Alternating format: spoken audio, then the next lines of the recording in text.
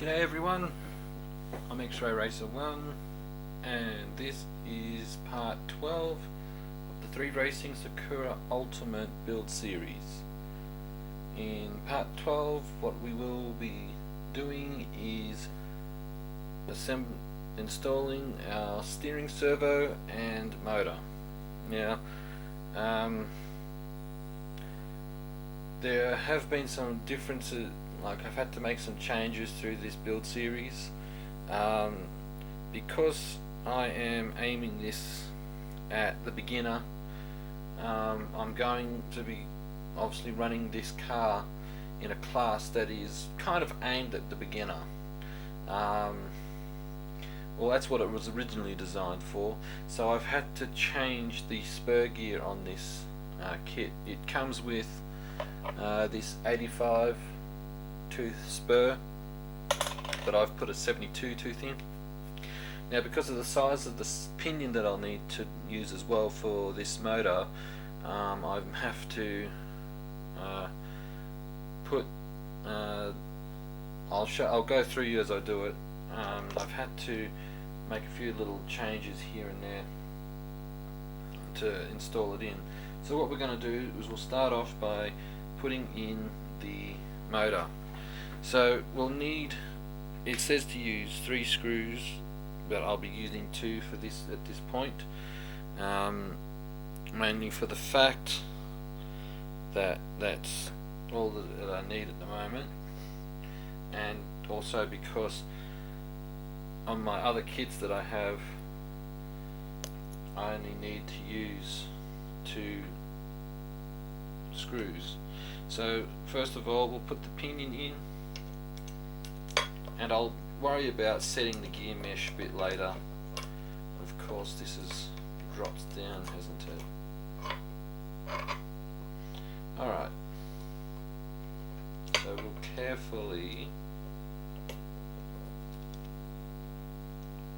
put the motor in,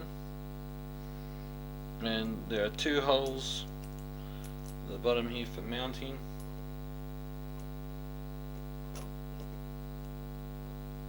Make sure you get the motor lined up. Right, next screw.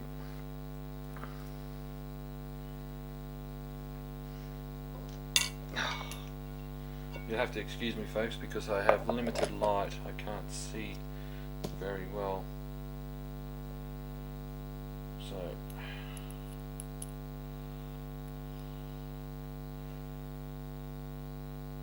I mean, I should use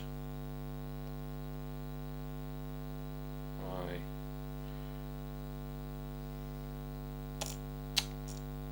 isn't that lucky it went in.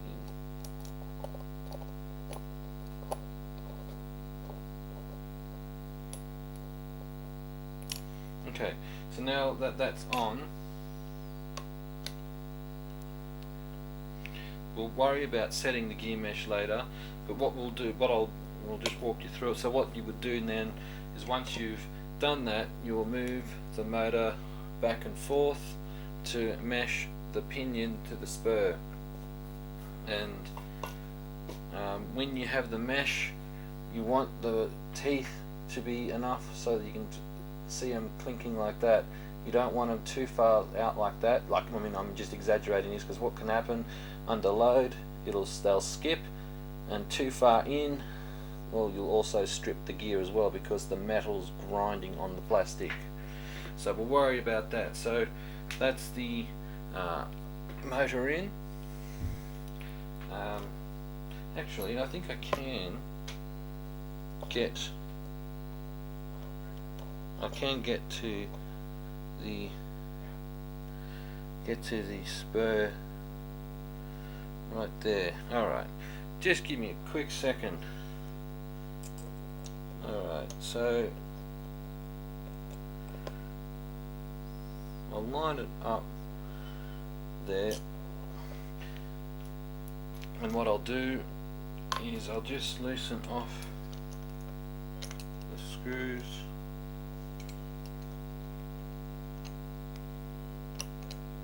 And now just line it up carefully. I've done this so many times I almost do it in my sleep. Alright, so it has the gear mesh that I explained, how it's in enough so you can see it clinking away like that. Alright, so that's the gear mesh set. Now, okay, so what we'll do now is we will put the car over here for the time being. We don't need that. Now we'll move on to the servo. So I've already gone ahead and I've put the servo horn on. This particular, it's called a FeedTech low profile digital servo. This, like I said in the unboxing video, this was 20 bucks. It's low profile, it's digital, and it's metal geared.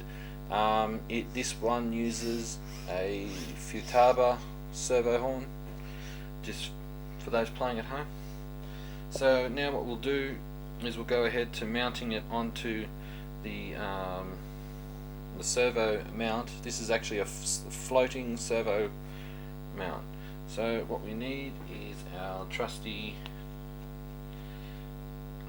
thread lock, as always, just a little bit.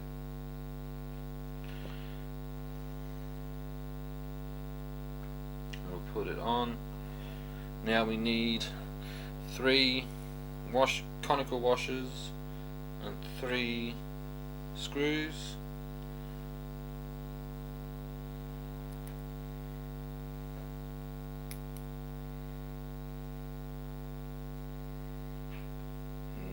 And always I've lost my hex driver.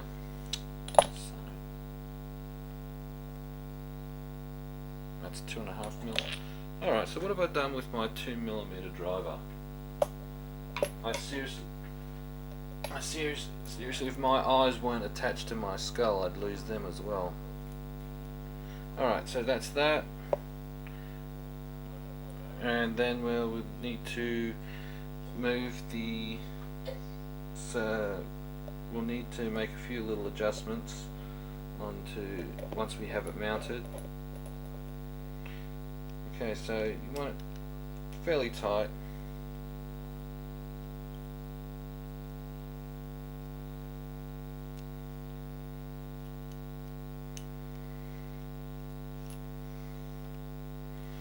Alright, so that's the servo mounted to the servo mount, floating servo mount.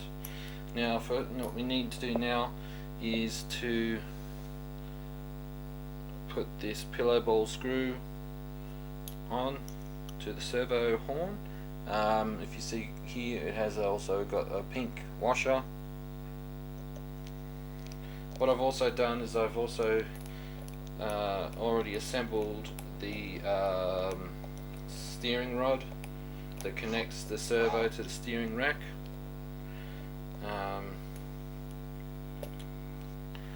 And it's the same procedure as doing the turnbuckles.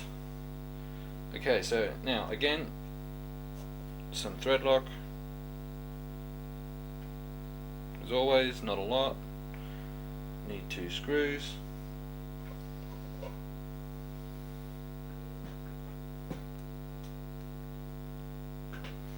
Alright.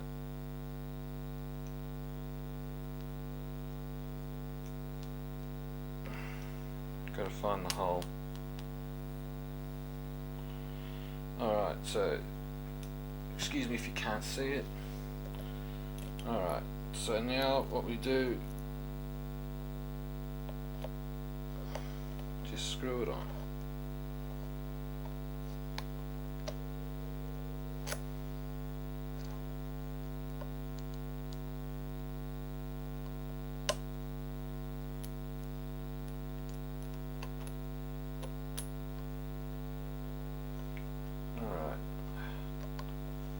The hole. Nip it tight as always.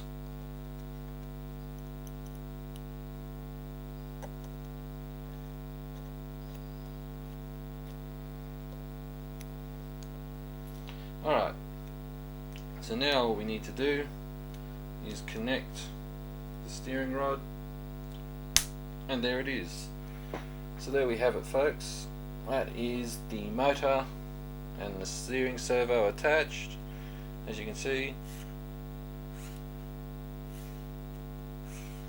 moves nicely, no binding. Alright, so that's the end of part 12. Part 13, what I'll do off camera is I'll install the receiver, and I will then install the electronic speed controller, and I will show you how to do the soldering. Stay tuned everyone.